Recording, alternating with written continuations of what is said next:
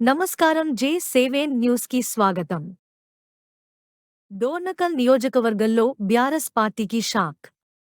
Car దిగి కాంగ్రెస్ పార్టీలోకి భారీ వలసలు ఆహ్వానించిన డోర్నకల్ ఎమ్మెల్యే ప్రభుత్వ విప్ రామచంద్రనాయక్ కండవాలు కప్పి పార్టీలోకి ఆహ్వానించిన వ్యవసాయ శాఖ మంత్రి తుమ్మల నాగేశ్వరరావు.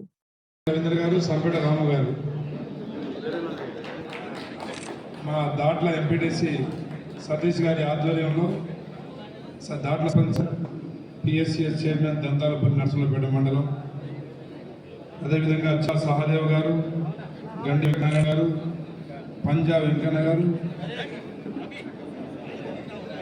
ఒక్కొక్కరుగా